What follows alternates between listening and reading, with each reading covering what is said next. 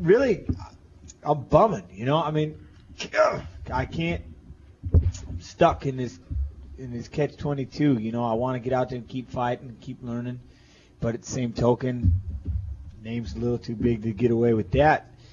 I wouldn't change anything today. I went for that kick through the left, just like I wanted, shot in for the takedown.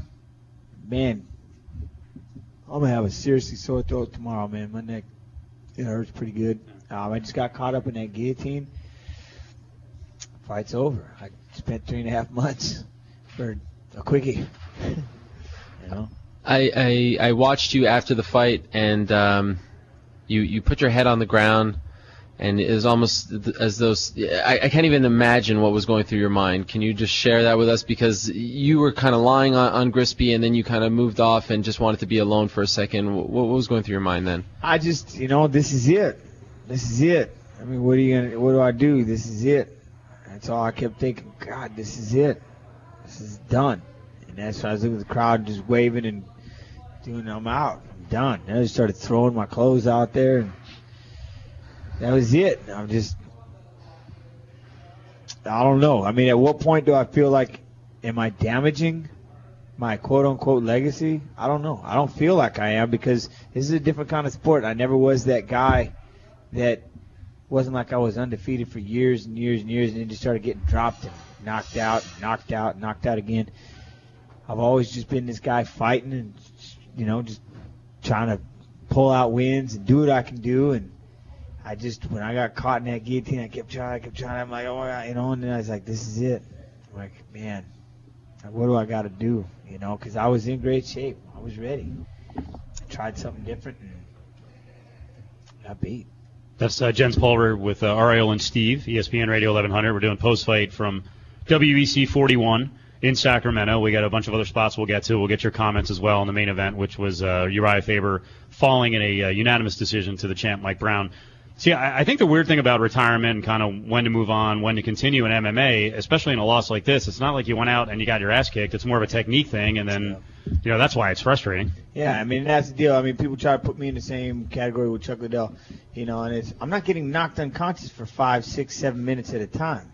I'm not getting knocked. I mean, I went 25 minutes with Faber, had a big old swelled eye. I mean, I got clipped on the head with Garcia, of course. And then Faber come back, and I mean, I knew I was out of shape for that one. He blasted me in the liver, fell into a guillotine. Cool. In this one, I have a shot at takedown in probably 20 fights, and I felt like that's what I wanted to do. And he just kind of, at what point, it kind of sucks. At what point do you think you're still getting the takedown and they're actually sitting on their butt? You know what I mean? And they're bailing into the guillotine. And I just couldn't fight it off. And yeah, I mean, it's one of the things you get caught. I mean, it happens. Robbie Lawler just last night fighting Jake. Ready to fight, bam, guillotine. Mm-hmm. What do? I mean, again, your keyboard warriors, stuff like that, they'll write it off and they'll call it, you're done. Oh, you know what? I just sat there with all the fans in Sacramento, and they all pretty much told me the same thing. You ain't done. You know what I mean? We dig you. You're all right. So, but it is frustrating because it's just so many ways the fight can end. It's like, you mean if I would have just took a left instead of a right this time? Or something like that. But, yeah, like you said, I wasn't beat up. I don't even have a nick, I just got caught in a choke. Well, I think the other thing when you're a fighter, too, is that there are different levels. And not to say, I mean, you said earlier, maybe it's an insult to go, to a little lower level, be out of the WEC and fight your way back in at this age. But maybe that's something you need to do. If it's the alternative is retiring and not fighting at 33 years old, or going and being a headliner at some smaller events, still making good money, maybe going to Japan. I mean, I don't know what you want to do, but I know right now it's different than it was 2 hours ago when you were slitting the throat and saying that's it. The career's, I mean, it's going to be, I'm sure, a week from now, a lot different as well. Yeah. It's tough. No, I mean, you're dead on. I mean, that's exactly, I mean, how do I tuck away to these smaller shows? Because no matter where I go, they're still going to be fighting the quote-unquote JENS Pulver, the former UFC world champion. And they're still going to be gunning for me. They're still going to be doing their thing. So at least I'm getting beat in the WEC world if they'll have me. I mean, we're talking about something that WEC may not even have me back.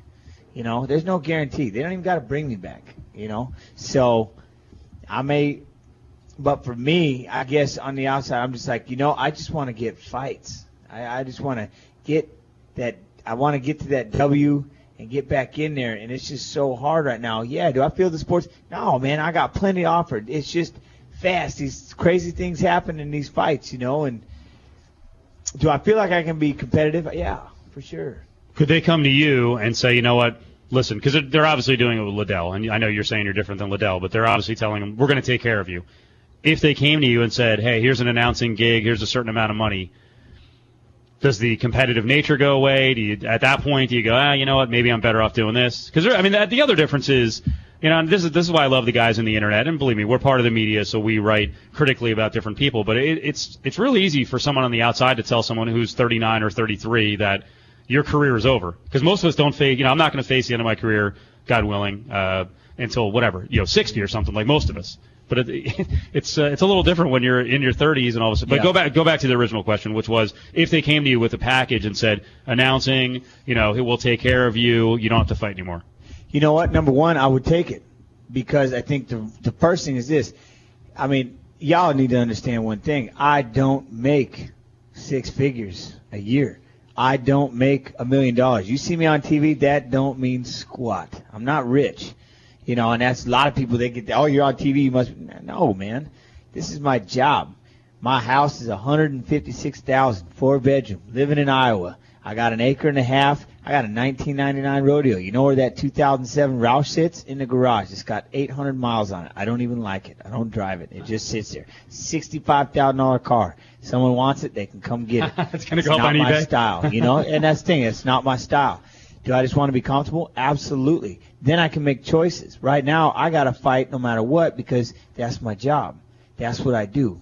Maybe I can start coaching, running the gym for sure. I got a college degree. I could always go doing that. But, yeah, that competitive nature is still there. This is the field I want to be in.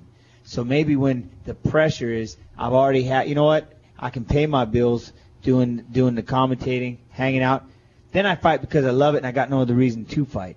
Where right now I'm fighting because I'm competitive and, got to pay the bills. So whether or not I'm hurt, feeling funky this month, doesn't matter. It's getting about that time. It's been 4 months. It's time to throw down again. Well, is it more about, economic stability at this point, or do you actually still have that desire to go into like a 3-month training camp and go through all this again? To be honest, I am pretty much – I loved this one. I haven't had a training camp much like this one, and I loved it. And so I would love, if it stayed like this, going back, getting with the same people, and just going right back to the drawing board. If they told me we want you to fight again in 2 months, I would be more than content to go right back into the training camp that I was in. I had that much fun.